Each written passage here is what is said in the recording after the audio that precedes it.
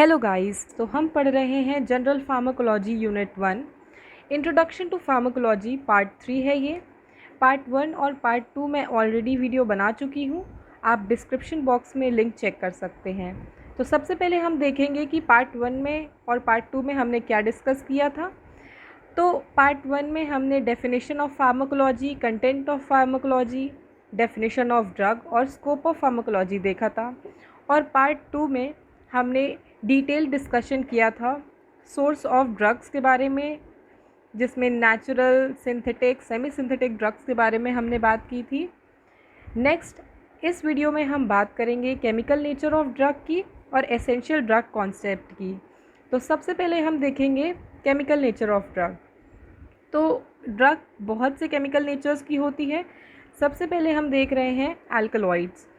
Alkaloids naturally occurring organic compounds होते हैं जो कि बेसिकली उनके अंदर एक बेसिक नाइट्रोजन एटम प्रेजेंट होता है। ये प्लांट्स में मेटाबॉलिज्म, कैटाबॉलिज्म और फिजियोलॉजिकल एक्टिविटी शो करते हैं।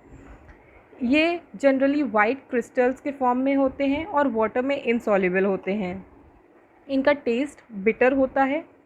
अगर हम एल्कलॉइड्स के एग्जाम्पल की बात करें तो क्विनीन फ्रॉम सिंकोना और ऐसे बहुत से एग्जाम्पल्स हैं। नेक्स्ट हम बात करेंगे ग्लाइकोसाइड्स की। तो ग्लाइकोसाइड्स एक बहुत इम्पॉर्टेंट रोल प्ले करता है लिविंग ऑर्गेनिज्म में। ये बहुत सी हार्ट डिजीज़ को क्योर करने में, उनका ट्रीटमेंट करने में यूज़ होता है। इसमें दो चीज़ होती हैं, एक शुगर मोइटी होती है और एक जेनिन फॉर्म होता है। तो जो ग्लाइकोसाइड नाम है वो शुगर मोइटी की वजह से है। तो जब ग्लाइकोसाइड का हम हाइड्रोलिसिस करते हैं तो दो चीज़ फॉर्म होती है, जिनीन और शुगर मोइटी। जो जिनीन होता है वो नॉन कार्बोहाइड्रेट रेसिड्यू होता है और ये यही होता है जो कि फार्माकोलॉजिकली एक्टिव होता है, जो कि कोई भी एक्शन परफॉर्म करता है।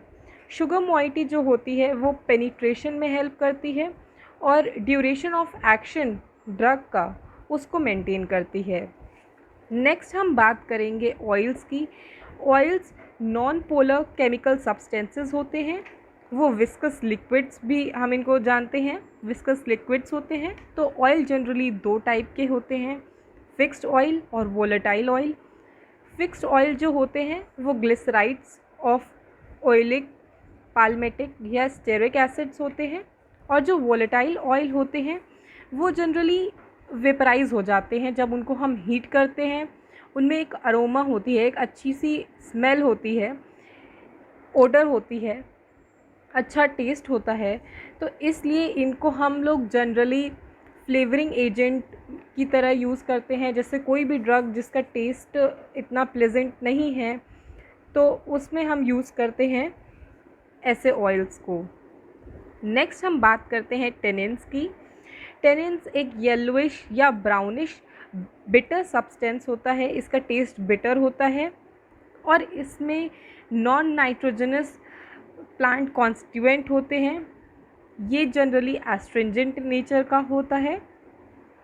नेक्स्ट हम बात करेंगे गम्स की। तो गम्स केमिकली पॉलीसेक्राइड्स होते हैं और इनको हाइड्रोलिसिस जब हम करते हैं तो ये सिंपल शुगर देते हैं। जब गट में ये हाइड्रोफिलिक कोलाइड्स का फंक्शन करते हैं और एक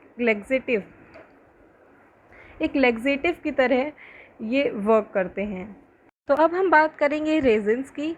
तो जब हम वोलेटाइल ऑयल में ऑक्सीडेशन या पॉलीमराइजेशन कॉज कराते हैं तो वो बनता है रेजिन।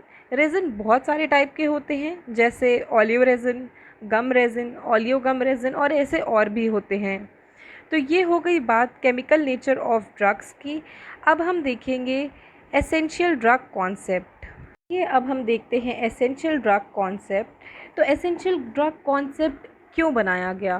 क्योंकि बहुत सी ऐसी डिज़ीज़ हैं जो बहुत ही कॉमन है पर्टिकुलर एरिया के लोगों में, या बहुत ही कॉमन है जनरली कहीं भी लोगों में।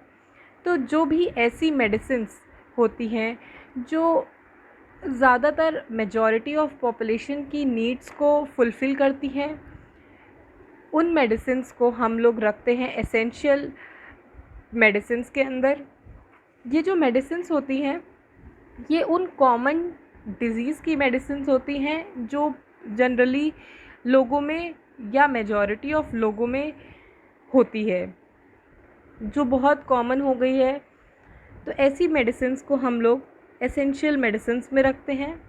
तो ये जो एसेंशियल ड्रग कॉन्सेप्ट है ये नेशनल पॉलिसी है, मतलब इसको हम नेशनल और वर्ल्ड वाइड लेवल में फॉलो करते हैं।